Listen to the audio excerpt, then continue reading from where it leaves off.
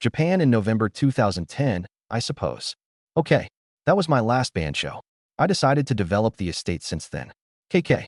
Downing, known for strong dual guitar riffs, the Flying V, and decades of Judas Priest dedication. Over 40 years of crafting heavy metal history. The man went in eerie silence. No goodbye, no great finale, just questions. Along with Glenn Tipton and Rob Halford, Downing helped Judas Priest grow from a minor band to a metal juggernaut. Breaking the Law, Living After Midnight, and Painkiller are his signature hits. However, internal disputes simmer behind the splendor. Downing strengthened until he recognized he no longer belonged in the band he helped found. A legend like KK. Did Downing depart Judas Priest at their peak? Was it his decision or the result of years of internal strife? Most importantly, has he been adequately recognized for his great contributions to Judas Priest? KK Downing's life is that of a lone artist seeking his position in the band he helped found, not just a great guitarist. We follow his journey from a West Bromwich rebellious youngster to a heavy metal icon to a guy cast away by his own band. KK Downing Jr. Downing, from West Bromwich, England, was born on October 27, 1951.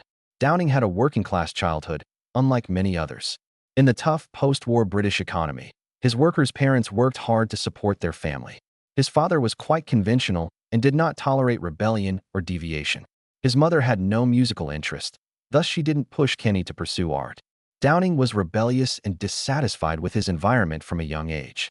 He disliked his conservative family and the tough British education system much more. He took a dangerous decision at 15. He quit school. Without qualifications or direction, Downing navigated a society that didn't welcome deviations. After graduating, he lived a wild life of drink, weed, and partying. Like many young rock and roll fans of that time, he worked odd jobs to make ends meet, but none of them interested him. His irritation with daily existence grew, and he saw only one way out: music. If Downing had merely been a rebellious adolescent, he might have become another lost soul in England's hopeless industrial landscapes. He found salvation in music. He was intrigued by the electric guitar's raw force and untrained enthusiasm when he first heard Jimi Hendrix, Eric Clapton, and Cream. Downing met West Bromwich-born bassist Ian Hill in the late 1960s. Both loved music, so they bonded fast. Hill became more than a pal. He guided Downing into a serious music career. Judas Priest formed after they discussed joining a band. Downing was a teenage guitarist without a strong technical foundation, but his drive and dedication set him unique. He worked hard to perfect his style, an aggressive, high-energy approach that would ultimately define Judas Priest's sound. Despite poor beginnings and a troubled upbringing, KK. Downing used his frustrations and rebelliousness to change his life. His trials, limited food, and restless evenings training helped him become a heavy metal legend. Downing had no notion that his and Ian Hill's quest would impact their life and rock music. Early work. Judas Priest's early years were a struggle for survival, not glory or stage fire. KK Downing and Ian Hill founded the band with passion and a concept few dared pursue. Heavy metal had yet to emerge, and blues rock ruled the music scene. Downing believed Judas Priest could produce something new, stronger, and sharper. Judas Priest initially performed in taverns and tiny halls. They had no record deal, professional management, or competent equipment. Small stages with lousy sound and few fans were the norm. Instead of giving up, Downing regarded it as a challenge. Endurance challenge and chance to improve while establishing the band's identity. Downing and Ian Hill kept Judas Priest afloat, but he was never content. He wanted Judas Priest to be louder, fiercer, and different from the competition, but the band's unstable lineup was the largest difficulty. The band had many lead singers, making it hard for Downing to define their sound. Everything changed in 1973 when Rob Halford joined. His soaring, forceful voice gave Judas Priest new life. Downing could now elevate the band's sound without previous singers' constraints. Faster, heavier, sharper. Halford was in place, but one important piece was missing: a second guitarist to accompany Downing. Glenn Tipton filled that hole, and Judas Priest as we know it was ultimately formed. The triumvirate of Downing, Tipton, and Halford drove Judas Priest from obscurity to heavy metal icondom. Tipton helped Downing realize his two-guitar harmonies idea, where both guitars provided rhythm and created intricate riffs and soaring solos. This was unprecedented in blues rock and helped Judas Priest become heavy metal pioneers. Even with a strong roster, Judas Priest faced difficult realities. They needed a record deal to succeed. The band signed with Gull Records and released Rock'n'Rolla in 1974 after years of struggle. Downing was disappointed but reached a milestone. He didn't get his desired sound on the album. It was too bluesy and tame for his music dream. Downing refused to recede, using it to advance Judas Priest. He and Tipton experimented with heavier, more aggressive sounds, sharper riffs, and faster tempos to prepare for their breakthrough. The groundbreaking album Sad Wings of Destiny changed everything in 1976. Judas Priest totally transitioned from blues rock to heavy metal with songs like Victim of Changes and The Ripper. This band no longer sought its sound. This band was poised to rule. This change was led by KK Downing, who transformed Judas Priest from an unknown band into a rock world storm. Now they weren't simply another bar band. They had a record deal, a distinct sound, and most crucially, a strong future vision. But this was just the start. No one understood how far heavy metal could go as a nascent genre. Downing didn't need to know. He only knew that Judas Priest would become a legend and would do anything to make it so. Golden Age of Judas Priest. In 1976, Judas Priest emerged from blues rock and entered heavy metal with Sad Wings of Destiny. KK Downing's razor-sharp riffs and dominating playing style made Judas Priest sound destructive. But success needs more than power. The band needed a distinct image, a clear identity, and genre-defining music. Judas Priest signed with Columbia Records in 1977, starting a new era. No longer an underground band with low-budget recordings and limited equipment, they could widen their reach. However, Judas Priest felt compelled to develop revolutionary material that would set them apart from other bands. By now, Downing had perfected his playing approach and began creating songs with Glenn Tipton, experimenting with bolder and more aggressive themes. Past restraints were gone.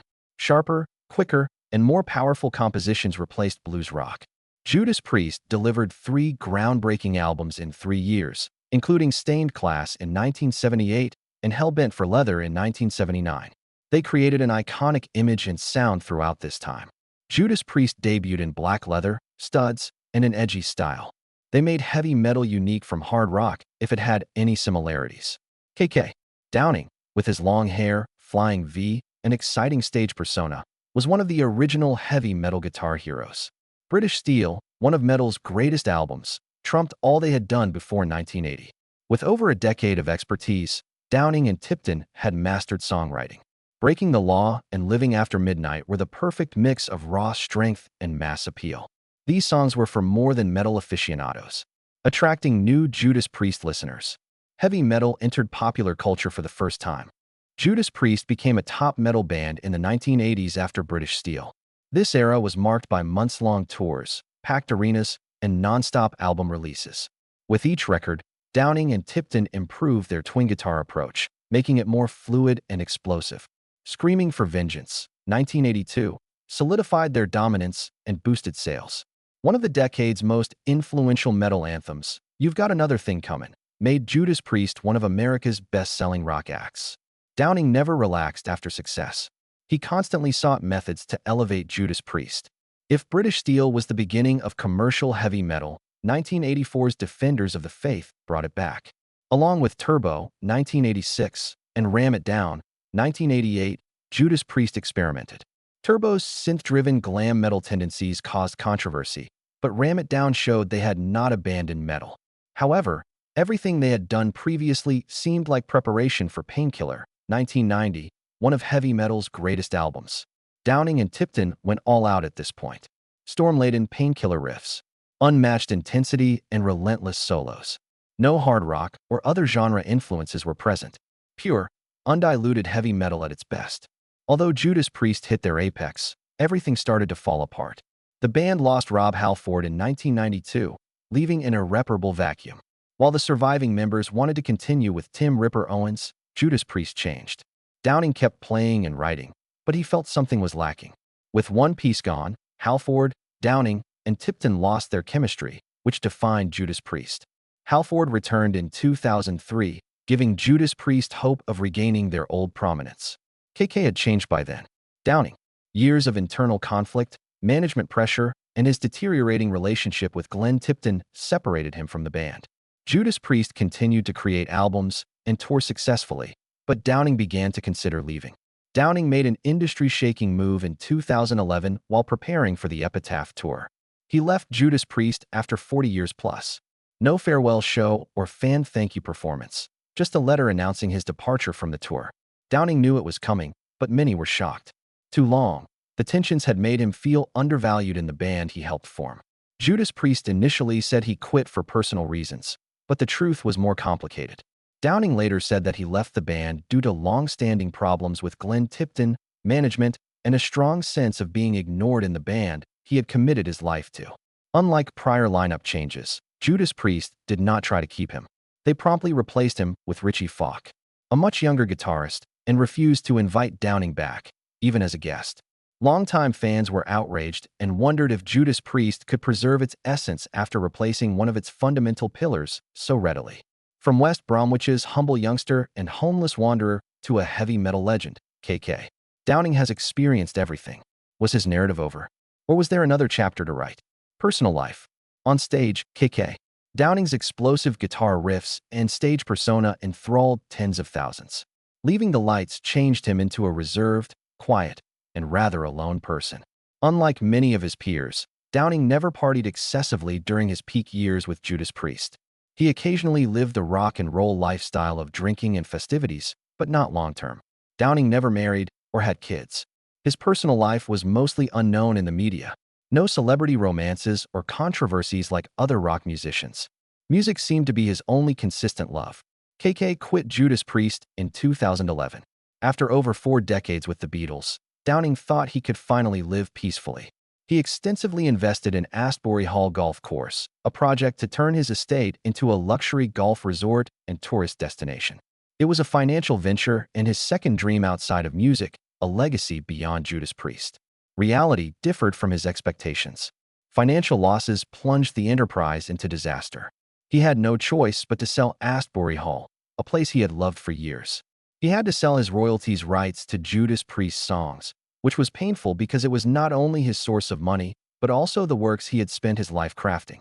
Downing went from heavy metal legend to brutal reality. No band, career, or assets. He believed in a return despite everything. Downing saw his chance to return with Judas Priest after Glenn Tipton was diagnosed with Parkinson's. Downing believed he would be called back to replace Tipton due to his health issues. But Judas Priest absolutely rejected him. They replaced Tipton with Andy Sneap and continued touring without him. For Downing, this was devastating, not only because he was refused a return, but because it confirmed that the band he helped construct had abandoned him. Afterward, he said this was when he learned Judas Priest was forever closed. Downing refused to conclude his career this way. He returned with KK's Priest in 2019 after nearly a decade. Tim Ripper Owens, Halford's replacement in Judas Priest, joined him in the band. KK's Priest wasn't Judas Priest, but Downing needed it to continue his legacy. Metal fans were divided by his return. Some Judas Priest fans called KK's Priest a sham without Halford or Tipton, calling it a nostalgia act. However, his fans disagreed. They saw it as a way to honor Judas Priest, the band he helped form but left. No matter the outcome, KK's Priest proved one thing. Heavy metal stuck with KK Downing. Despite everything, he picked up his guitar, stood on stage, and fought for the music that defined his life. While Judas Priest continued without him, KK Downing self-wrote a new chapter in his life. Current life, legacy. After over 50 years in heavy metal, KK Downing refuses to put down his instrument. Though no longer in Judas Priest, he plays music in his 70s with the warrior spirit of a tough guitarist. He no longer seeks fame or approval from people who rejected him. Instead, he plays for passion, the metal in his veins, which he has never been able to abandon. Downing still plays with KK's Priest, the band he founded to preserve authentic heavy metal. Downing sees this project as freedom and creative control over his music, even though it may never be as influential as Judas Priest. His 2021 album Sermons of the Sinner, based in Judas Priest's golden age, proves he can still create and perform. KK's Priest continues to tour, and while he may not play on the big stages of Judas Priest, Downing still gives his all. Most of the time, he lives quietly. Since losing Astbury Hall Golf Course, Downing has no additional business distractions from music. His modest life involves composing, chatting with fans, and occasionally performing at rock concerts. Still, one thing is certain. Judas Priest has never acknowledged him as a key member since his departure. He remains apart from his former bandmates, saddening those who wanted to celebrate a friendship. Despite all, the legacy of Downing is clear. He was a Judas Priest member and architect. He and Glenn Tipton's twin guitar onslaught defined the band's sound and shaped heavy metal. Without him, Judas Priest may never have reached their heights, and the genre may not have become as dominant as it is now. His impact goes beyond Judas Priest, shaping a generation of guitarists. Downing and Tipton's playing style has inspired Dave Mustaine, Megadeth, James Hetfield, Metallica, Zakk Wylde, Ozzy Osbourne, Adrian Smith, and Dave Murray, Iron Maiden. Their powerful guitar playing paved the way for current heavy metal, especially thrash music, which Metallica, Slayer, and Megadeth would elevate. Beyond technique, Downing's stage persona defined a heavy metal guitarist. The flying V in his hands, long hair beneath stage lights, and headbanging during furious solos. These factors defined a metal guitarist's look. Probably shaped the modern heavy metal guitarist paradigm. Downing. His lack of official recognition in Judas Priest's history is sad. As the band entered the Rock and Roll Hall of Fame in 2022, Downing was invited but not honored. Many fans were furious because they believed Judas Priest would never have existed without him. He performed briefly with his former bandmates, but the estrangement was clear. Though no longer in Judas Priest, Downing is a heavy metal legend. While Judas Priest marches forward without him, Priest and his influence on generations of musicians continue his legacy. His name isn't as well known as Ozzy Osbourne's or Metallica's guitarists. Still, Downing is a rock legend among heavy metal fans. Your thoughts on Downing's rough ride? Would Judas Priest be the same without him, or was his departure inevitable? Do you think Priest should bring him back, or will Judas Priest always keep him? Comment your ideas below. To see more inspiring rock and metal legend stories, like and subscribe.